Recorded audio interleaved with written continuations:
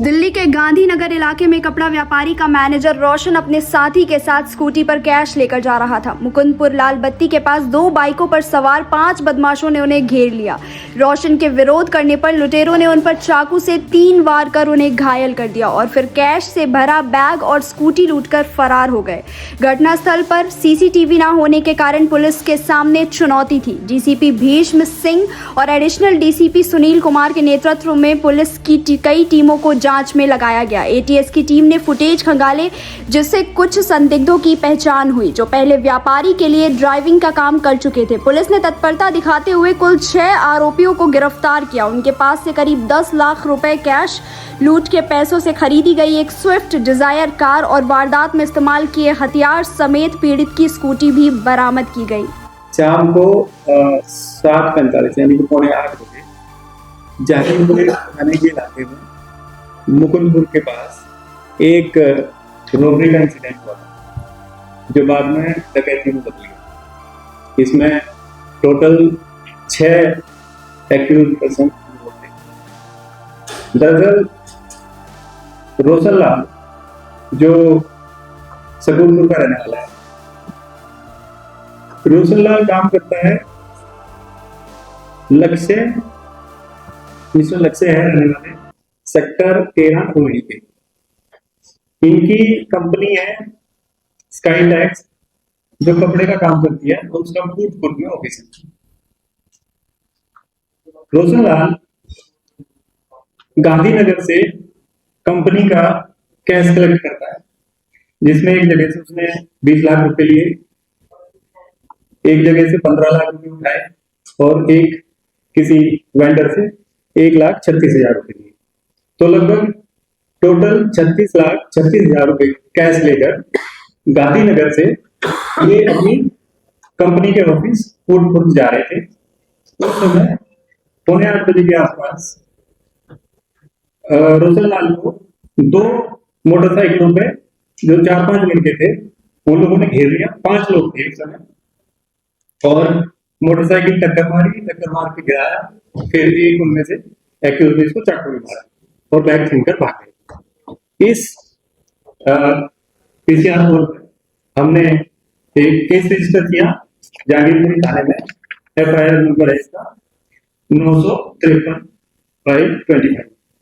ये रोबरी का case register करने के बाद सेंसेशनल वारदात थी।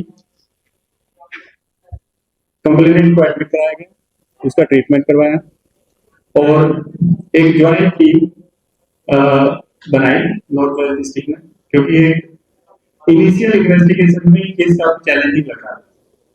कारण कि कोई आसपास में सीसीटीवी फुटेज या इंफॉर्मेशन नहीं मिल रही।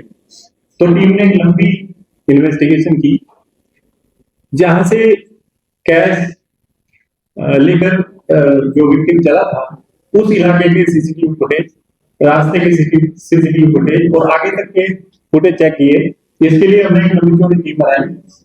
हमारे एडिशनल डीसीपी सुनील के नेतृत्व में एसीपी और रंजीत ढाका, एसीपी जहांगीरपुरी, हमारे Yogendra Mukherjee, inspector Satendra SHO Jahangirpuri, inspector Jitendra Tiwari, inspector Saumyavir, inspector Chetan नहीं आया छुट्टी पर, एंटी बर्गलरी सेल। तो special staff, anti burglary and snatching cell, ATS और जहांगीरपुरी थाने की संयुक्त टीम ने एडिशनल डीसीपी सुनील के नेतृत्व में कई दिन तक सीसीटीवी फुटेज खंगाले और फाइनली इनको गांधीनगर के एक मार्केट में उस रोशन लाल की बाइक को फॉलो करते हुए 2 लड़के दिखाई दिए। उसी ट्रेल को आगे सर्च करते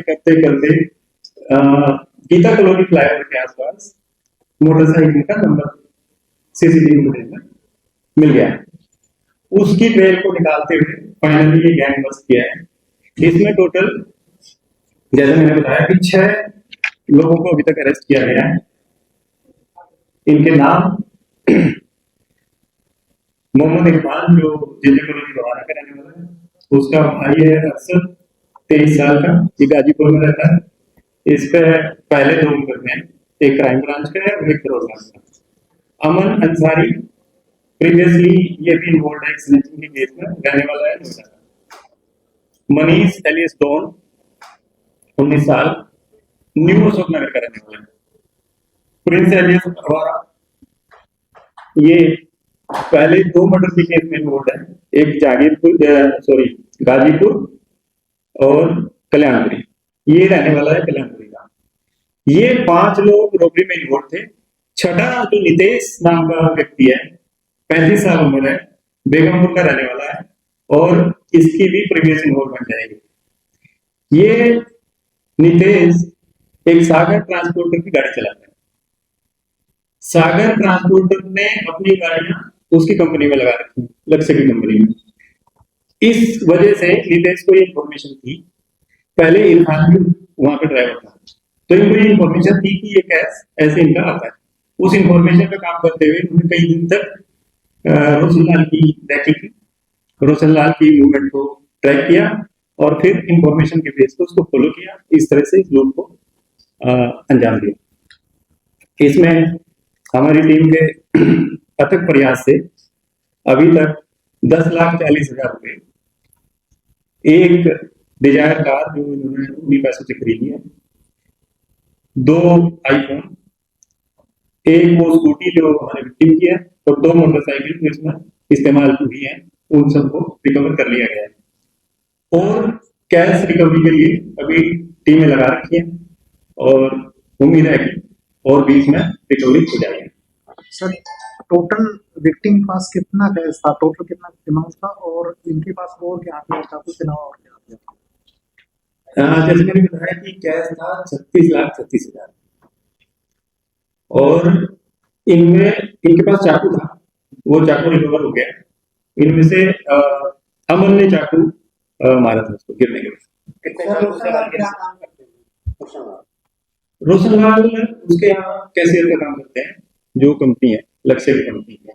कितने चाकू के बाद? चाकू 2 बार रोशनलाल के लगे थे। 6 एक्यूज्ड है और इस मामले में ऐसे मामले पहले सीरियस बोल रहा है और 6 लिंक कैसे थे, 6 लोग तो आपस में किस तरीके से आपस में मिले कैसे? इरफान और अरशद कुदल भाई, नितेश और इरफान जो एक ही जगह ड्राइविंग का काम करते थे और ये अरशद के दोस्त हैं, मुल्ला कॉलोनी नोएडा और उधर प्रीवियस कुछ है? प्रीवियस बताया हमने, प्रीवियस में अमन अंसारी का शायद कोई केस नहीं है। प्रिंस अवारा का 2 मर्डर के केस है। अमन अंसारी का एक स्नैचिंग का केस है। अरशद इससे पहले इन्वॉल्व है क्राइम ब्रांच के एक आर्म्स एक्ट के केस में और एक मोटर व्हीकल एक्ट का करोल बाग। इरफान का पुराना कोई केस नहीं है। नितेश का पहला एक सुल्तानपुरी का चोरी का केस। सर आपने ऐसा बताया 6 लोग अरेस्ट हुए और 10 लाख रिकवरी हुई, यानी अभी और भी लोग शामिल हैं इस मामले में। रिकवरी टोटल अभी तक हो चुकी है 14,65,000, चलो कैश प्लस गाड़ी प्लस मोबाइल मिलाकर।